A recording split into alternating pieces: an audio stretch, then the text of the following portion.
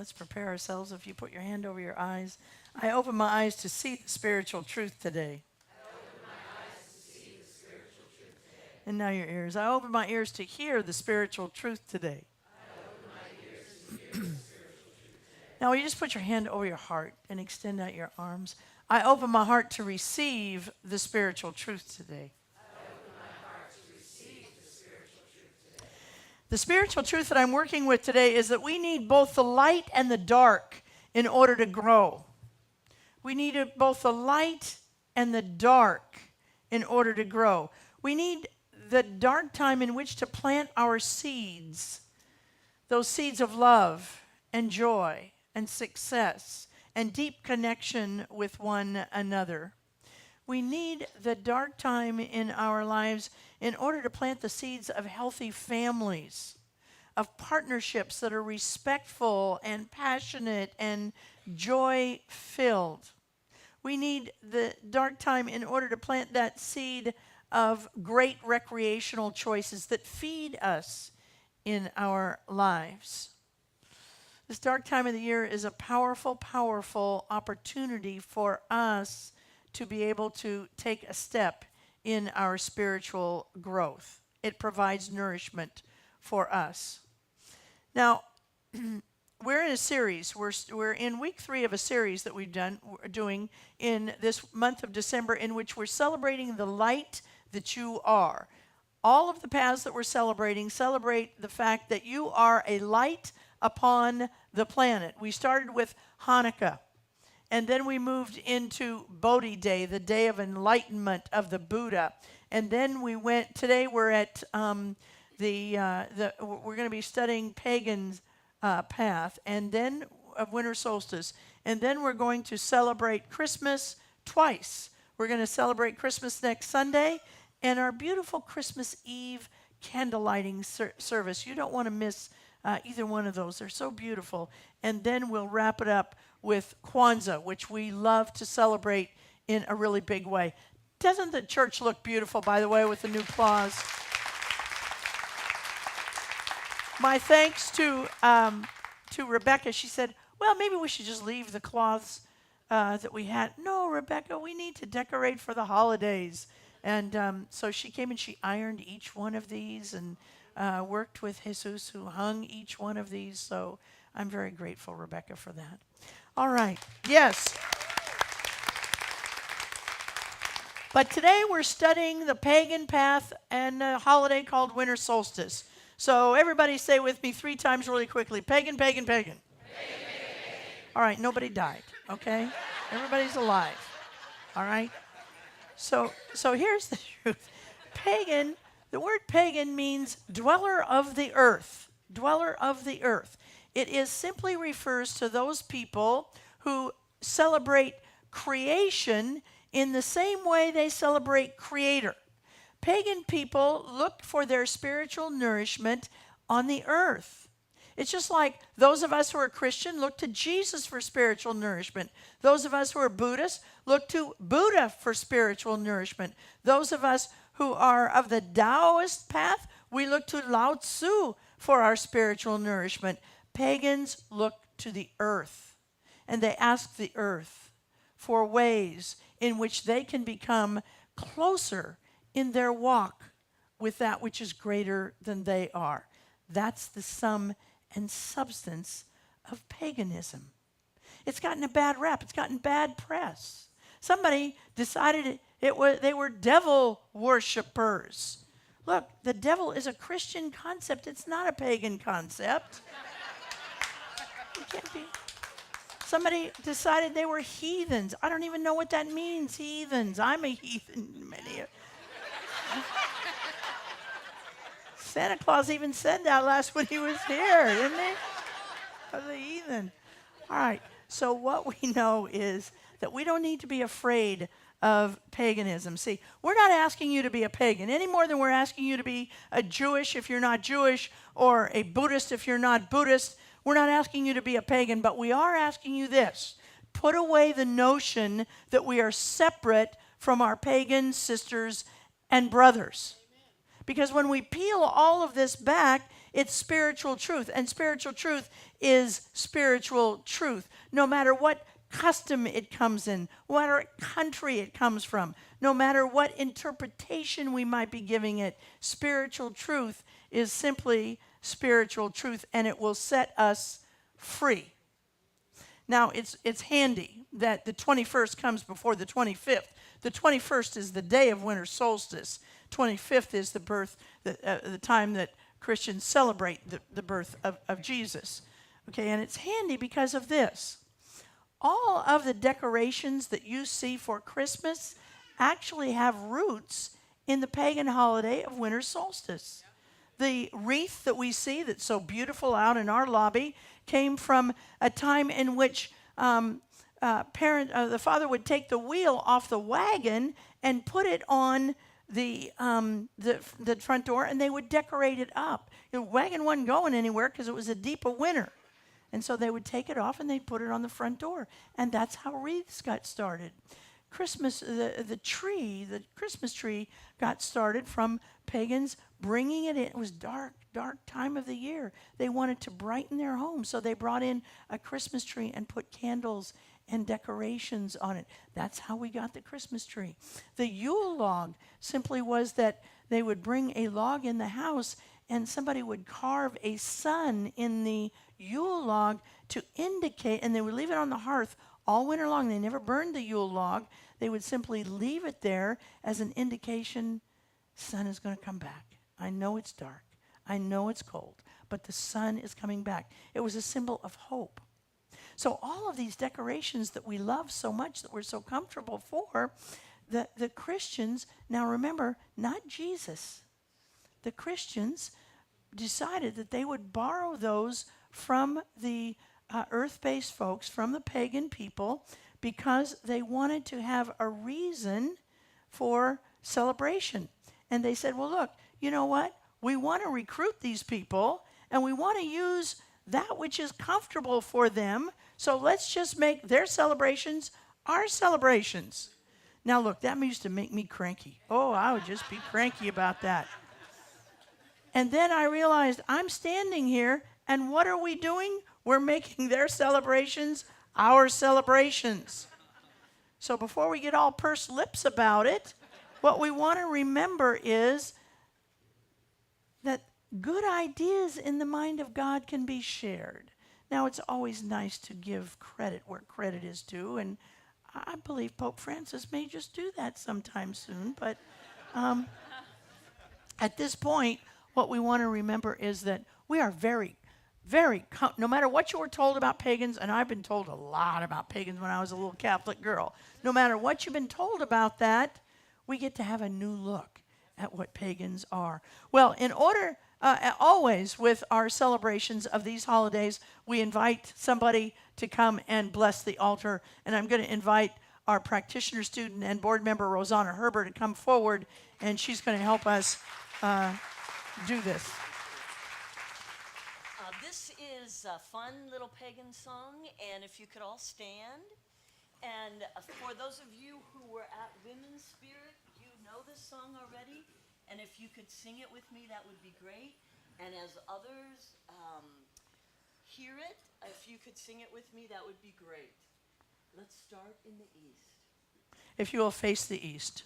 Face the east.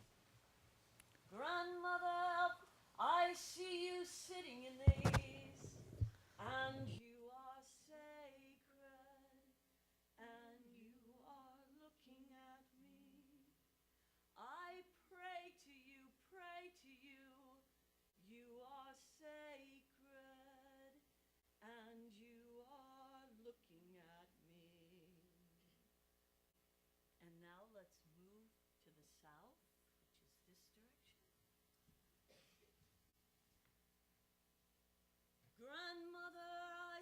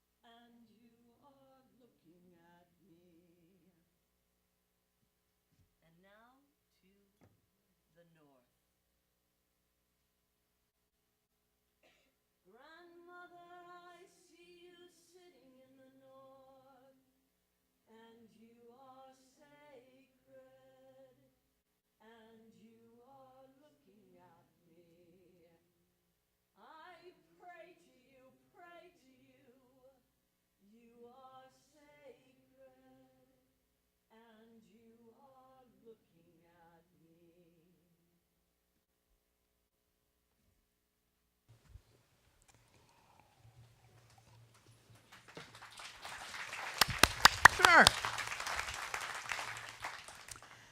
Great. Well, winter solstice is about noticing. It's about noticing and celebrating change. You know that we're moving away from longer days and shorter nights into shorter days and longer nights. That's the change that happens during this time of winter solstice. It is simply part of the season of life. And it's also what happens with us is change. We can begin to celebrate and notice change.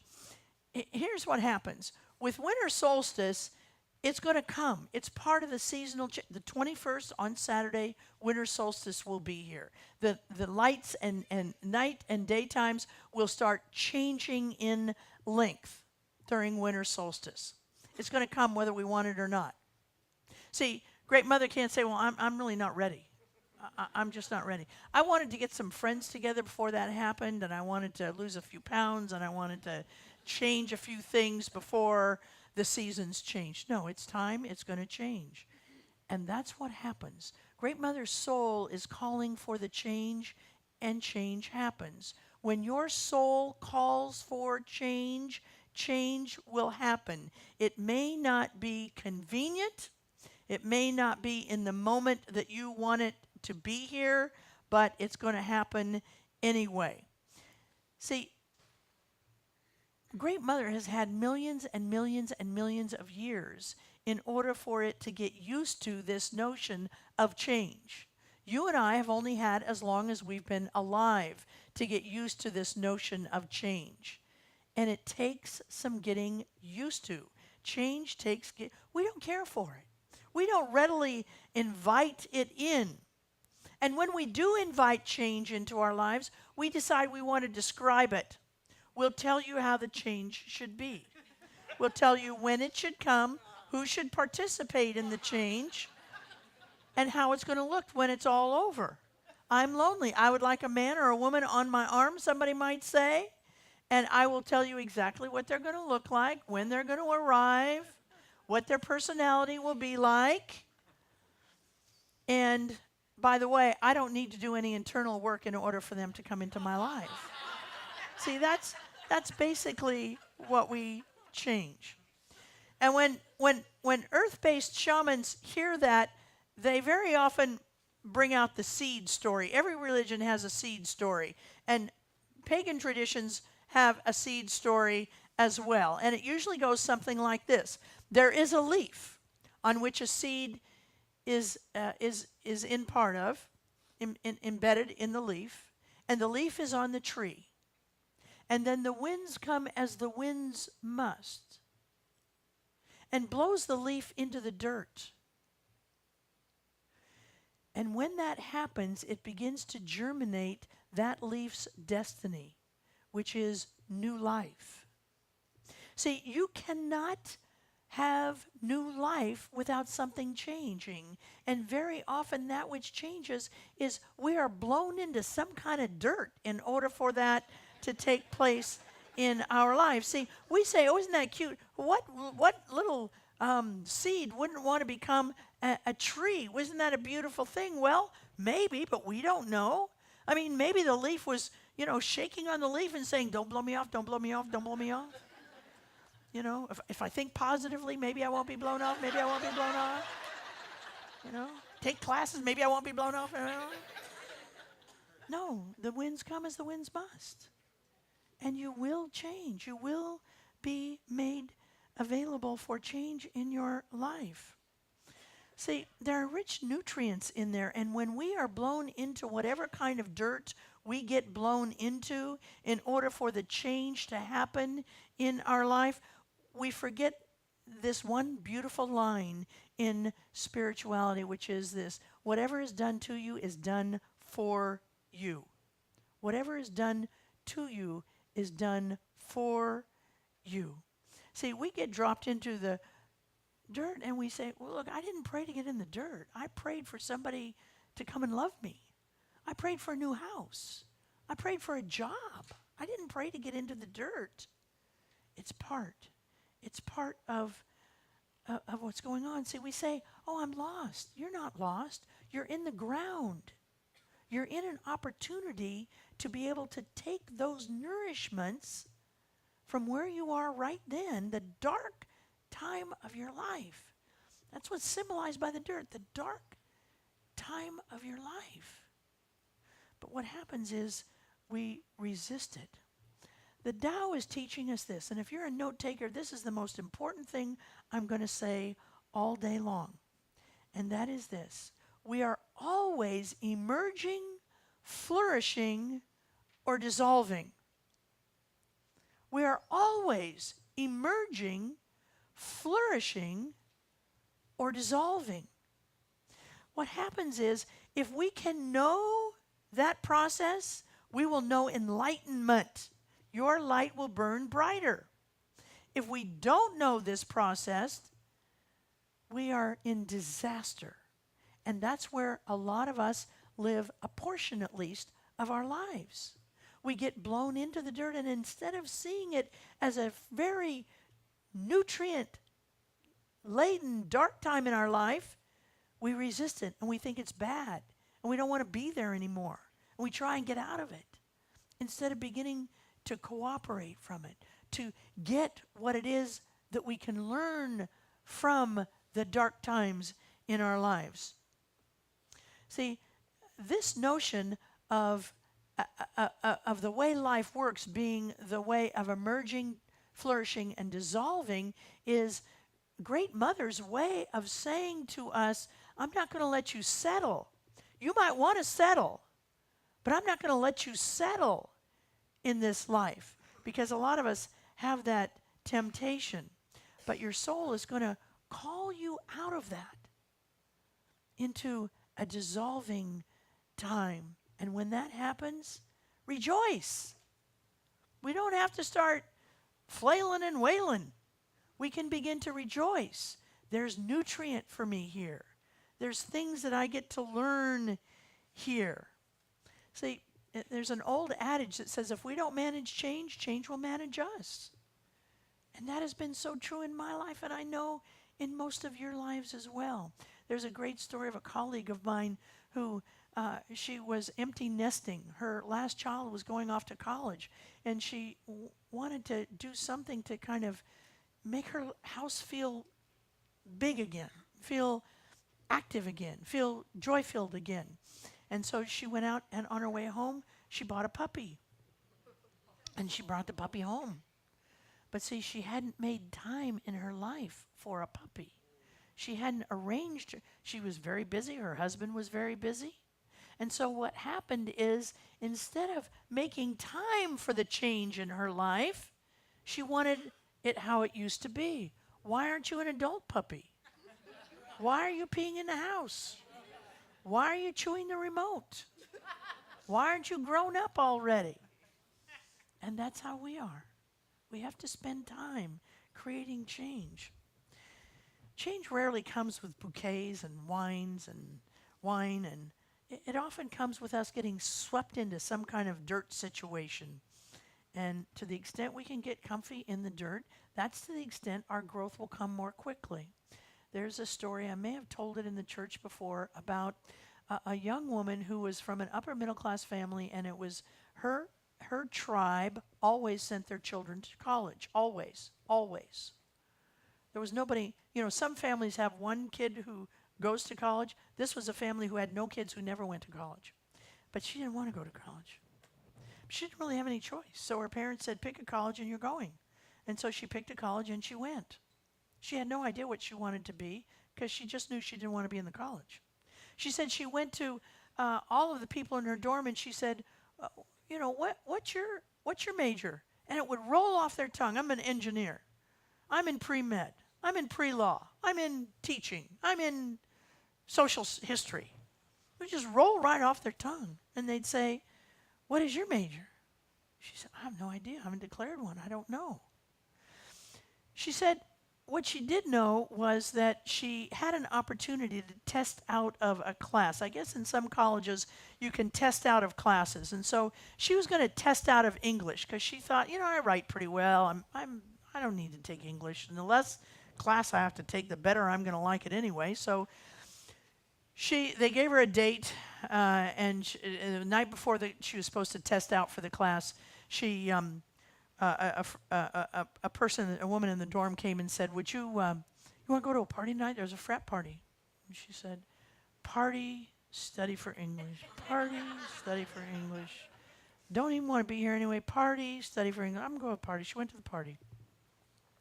Unfortunately, she left the party with a young man who didn't know he was a spark of God. And some terrible things happened to her between midnight and 8 a.m. when she was supposed to show up and take the test. And she finally found her way back to her dorm just about time to go over, and she decided she'd go over and take the test anyway. And she went over and she opened the blue book and she started to cry.